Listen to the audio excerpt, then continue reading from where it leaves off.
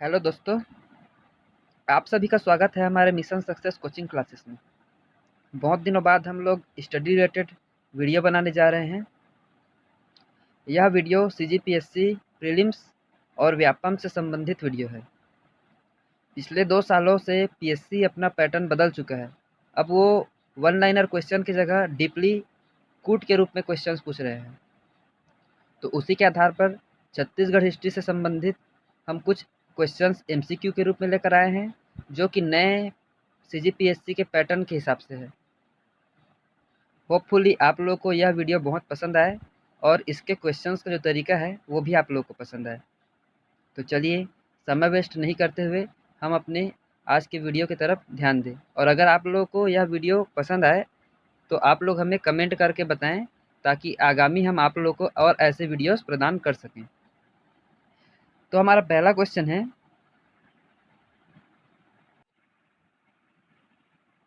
पहला क्वेश्चन है सुमेलित कीजिए, अर्थात जोड़ी मिलाना है, जहाँ एक तरफ कालखंड को दिया गया है और दूसरी तरफ उससे संबंधित स्थानों वाले साक्ष्य के बारे में बताया गया है।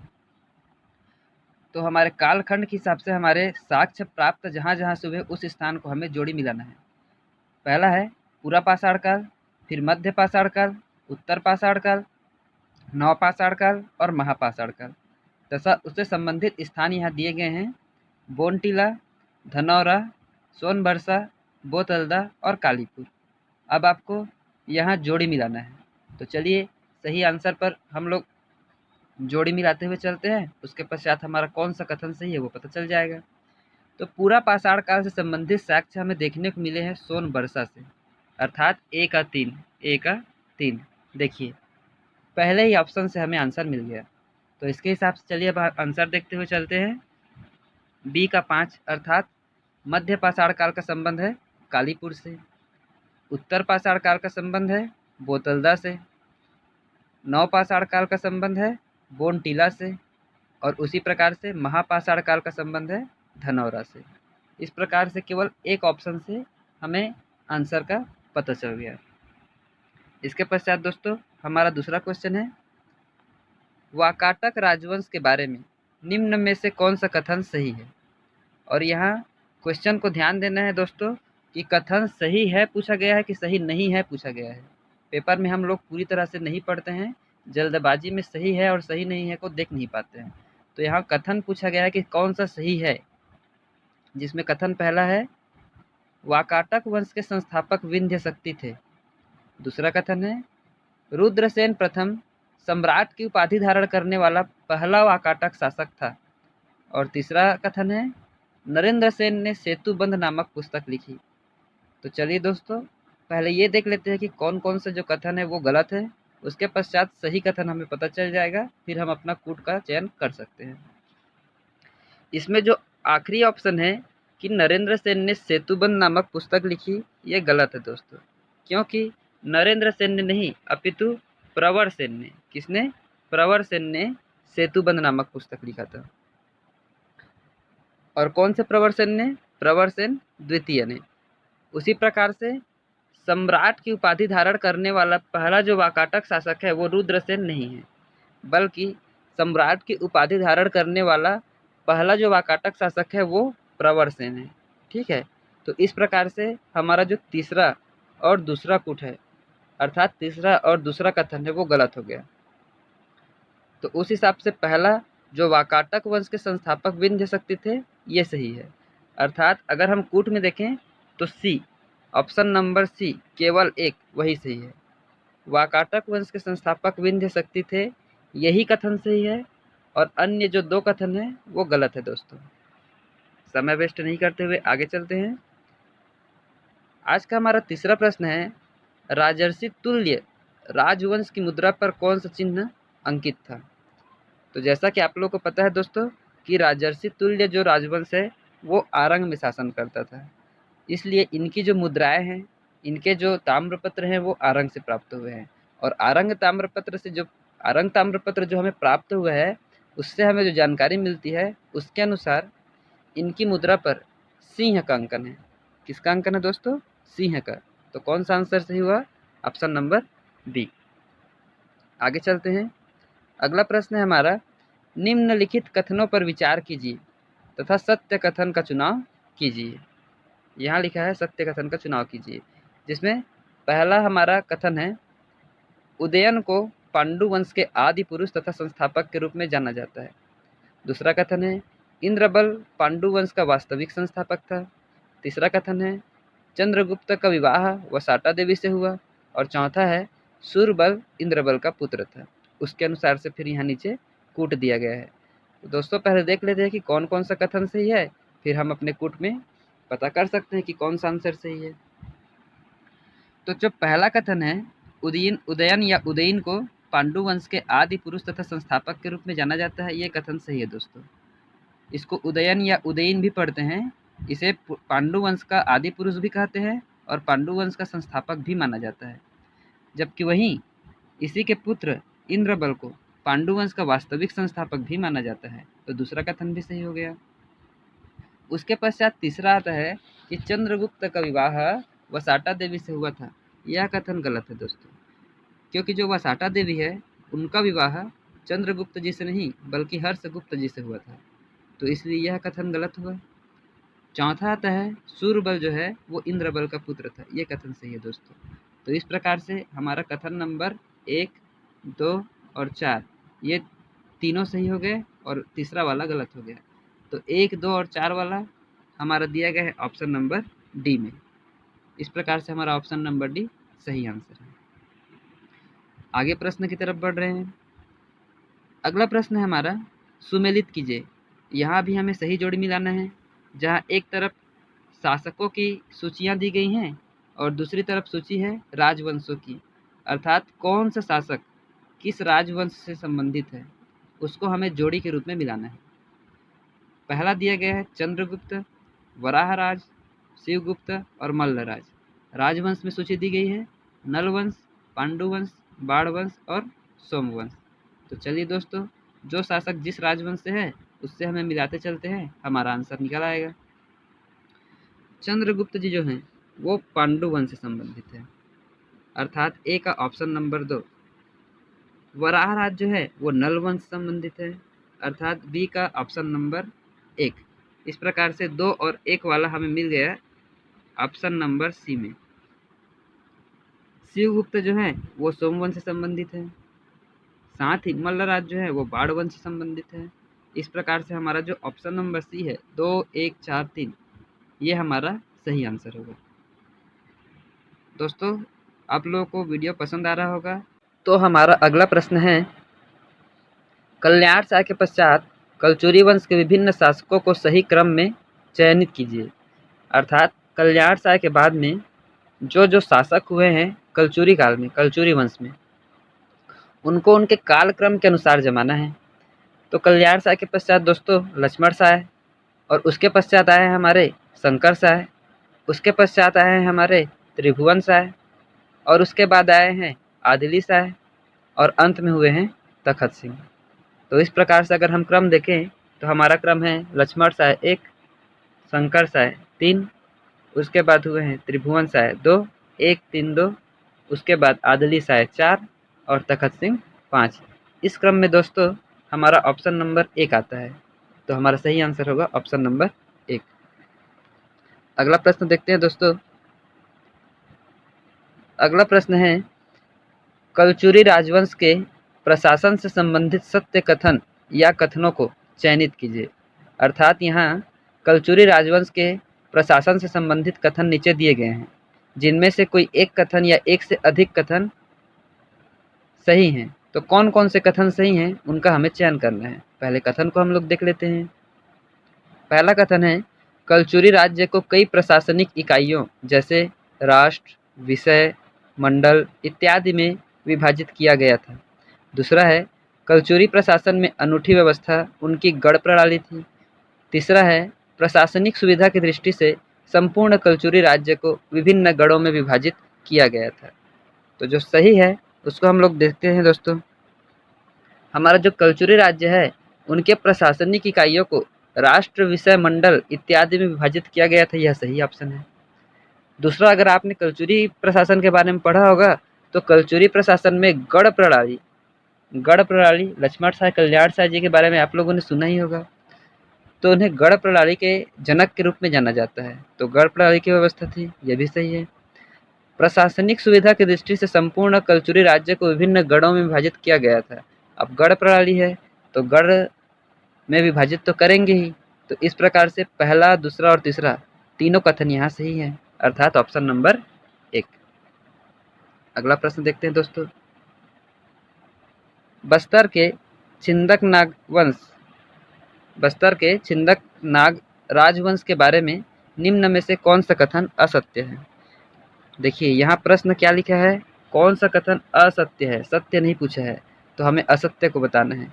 तो चलिए चारों ऑप्शन को पढ़ते हैं, कौन सा असत्य है पता चलेगा। जो छिंदक नागवंश है उनका शासनकाल 1023 से 1324 ईस्वी के बीच था। ये 1023 से 1324 ईस्वी सही आंसर है। उसके बाद आता है छिंदक नागवंशीय शासकों को चक्रकोट के राजा के रूप में वर्णित किया गया है। यह भी सही है क्योंकि ये चक्रकोट में भी शासन किए हैं। तीसरा है इस वंश को भागमतीपुरेश्वर की उपाधि प्राप्त थी। यहाँ ध्यान दीजिएगा दोस्तों, यहाँ लिखा है भागमतीपुरेश्वर, जबकि इनको भागमतीपुरेश्वर नहीं अपितु भोगवतीपुरेश्वर कहा जाता था। क्या? भोगवतीपुरेश्वर कहा जाता था, यहाँ भागमतीपुरेश्वर लिखा है। तो इस प्रकार से हमारा जो गलत ऑप्शन है वो कौन सा है? Option number 3। और अंतिम था हरिश्चंद्र इस राजवंश के अंतिम शासक हैं, ये सही था। तो इस प्रकार से असत्य कथन था हमारा तीसरा कि इस वंश को भागमतीपुरेश्वर की उपाधि प्राप्त थी, जबकि इसका सही कथन क्या होता कि इस वंश को भोगवतीपुरेश्वर की उपाधि प्राप्त थी। चलिए अगला प्रश्न देखते हैं। मराठा साम्राज्य के अधीन किस काकतीय शासक का शासन था? ऑप्शन नंबर ए दरियादेव और Bhairamdev, option number B Mahipal Dev और Dalpat Dev, option number C Bhairamdev और Rajpal Dev, option number D Dariyadev और महिपाल देव। तो मराठा साम्राज्य के अधीन जो काकतीय शासक थे वो थे हमारे दरियादेव और महिपाल देव। और दरियादेव और महिपाल देव कौन है? Option number D. इस प्रकार से ऑप्शन नंबर डी हमारा सही है। अगला प्रश्न देखते हैं। बहुत जल्दी हो जा रहा है दोस्तों, क्वेश्चन ज़्यादा हैं इसलिए थोड़ा सा स्पीड कर रहे हैं। अगला प्रश्न है सर्वपुरी राजवंश के बारे में निम्न में से कौन सा कथन सत्य है? यहाँ प्रश्न देखिए क्या लिखा है, कथन सत्य है। उसमें पूछा गया था असत्य, अभी कथन सत्य वाला पूछा जा रहा है। कथन कौन कौन से पढ़ लेते हैं पहले। पहला कथन है इस वंश के संस्थापक सरब राज थे। सही है, बिल्कुल सही है। कुरुद ताम्रपत्र शासक नरेंद्र से संबंधित था, यह भी बिल्कुल सही है। प्रसन्न मात्र इस राजवंश के पहले शासक थे जिन्होंने सोने के सिक्के जारी किए। यहाँ क्वेश्चन समझिएगा, कथन में ऐसा नहीं बोला जा रहा है कि प्रसन्न मात्र पहले राजवंश के शासक थे, बल्कि ऐसा बोला जा रहा है कि प्रसन्न मात्र सोने के सिक्के जारी करने वाले पहले शासक थे। तो ये सही कथन है। और चौथा बोला जा रहा है इंद्रबल सरभपुरी शासक व्याघ्र राज के सामंत थे। ये गलत है दोस्तों, वो व्याघ्र राज के शासक सामंत नहीं थे। तो इस प्रकार से हमारा कौन सा कथन सही हुआ? कूट में है केवल एक सत्य है, केवल 1 और 2 सत्य है, केवल 1, 2 और 3 सत्य हैं, सभी सत्य है। तो हमारा सही आंसर होगा 1, 2 और 3 सत्य है, क्योंकि चौथा वाला गलत है। अगला प्रश्न देखते हैं दोस्तों। प्राचीन लोक गाथाओं के अनुसार राजा ताम्रध्वज का संबंध निम्न में से किस स्थान से है? जो प्राचीन लोक गाथा प्रचलित है उसके हिसाब से जो राजा ताम्रध्वज हैं, राजा ताम्रध्वज और मोरध्वज के बारे में आप लोगों ने सुना ही होगा, तो उनका संबंध इसमें से किस स्थान से है उसको बताना है। ऑप्शन ए है Manipur, option B Bhander, option C Chitrangadpur और ऑप्शन डी खल्लारी। तो जो हमारा सही आंसर है वो है ऑप्शन ए मणिपुर। क्यों? क्योंकि जो मणिपुर है उनको महाभारत काल में रतनपुर के नाम से जाना जाता है।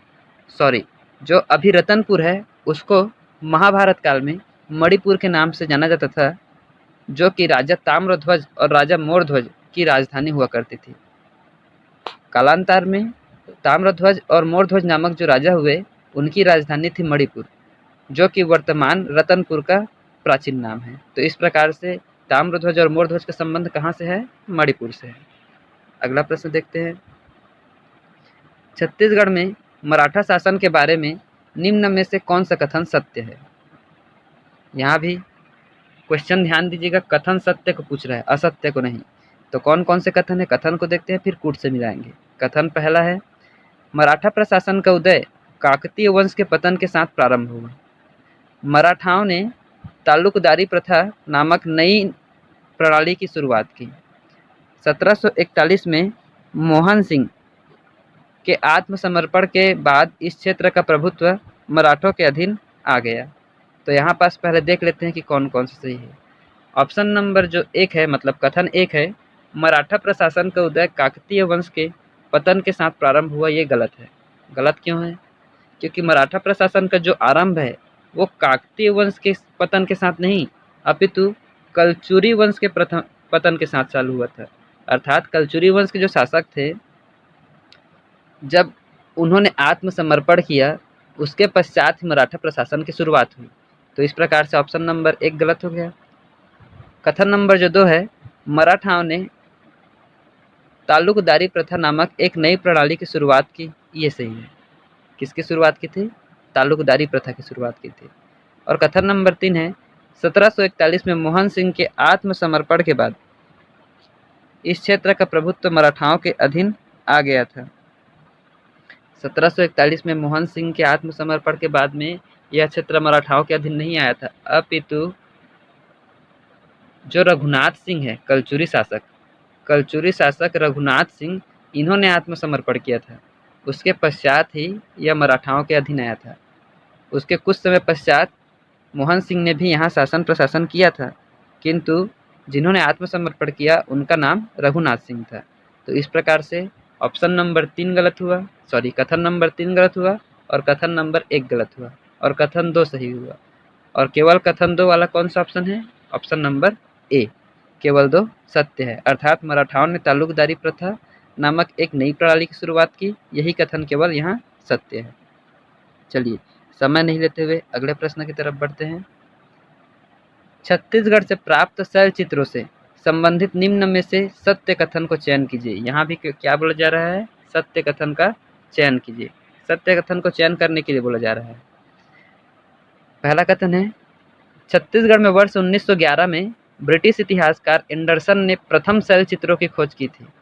क्या यह सही है? बिल्कुल नहीं।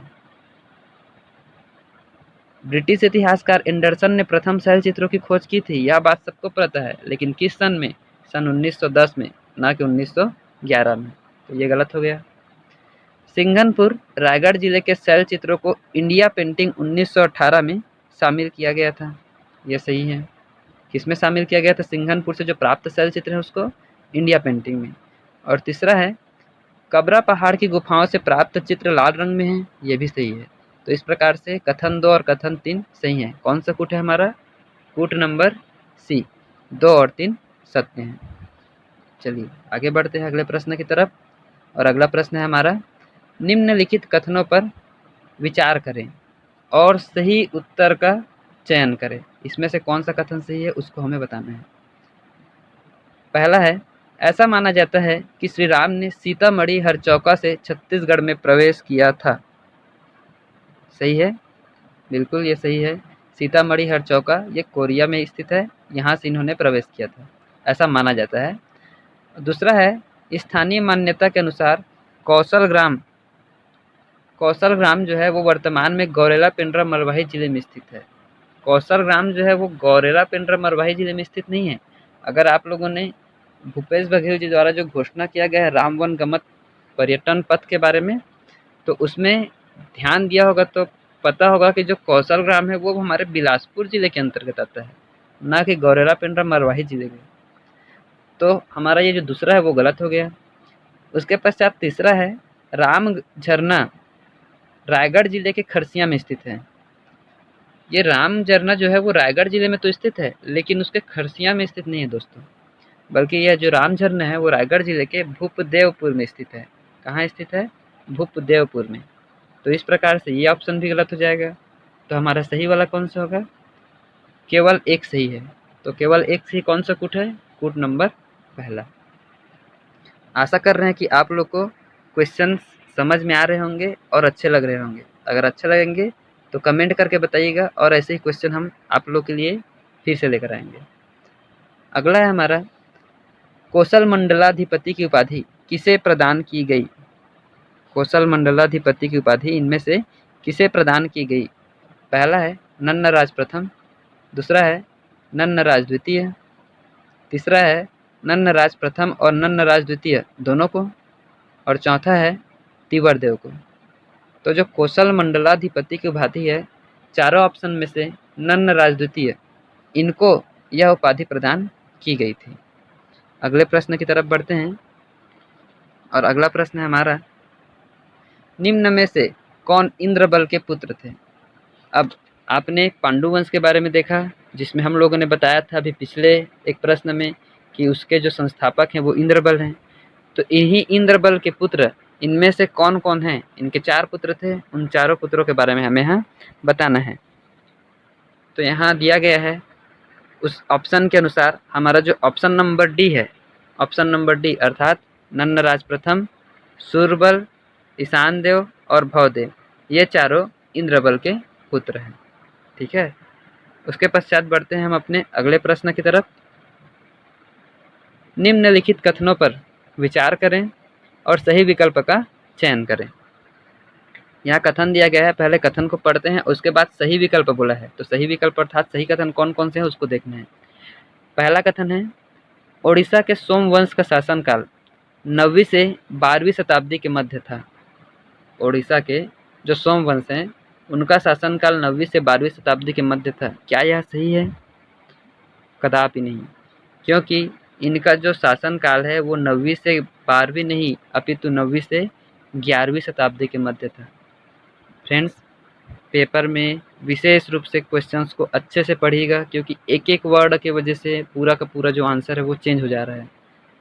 तो इसीलिए ध्यान से पढ़िएगा क्वेश्चंस को कि वो कहाँ से कैसे घुमा रहे हैं, उसको समझने का प्रयास कीजिए। ठीक है, तो यहाँ बोला गया है कि जो ओडिशा के सोमवंश हैं उनका शासनकाल 9वीं से 12वीं शताब्दी था, जो कि गलत है, क्योंकि उनका जो शासनकाल है वो 9वीं से 11वीं शताब्दी के मध्य था।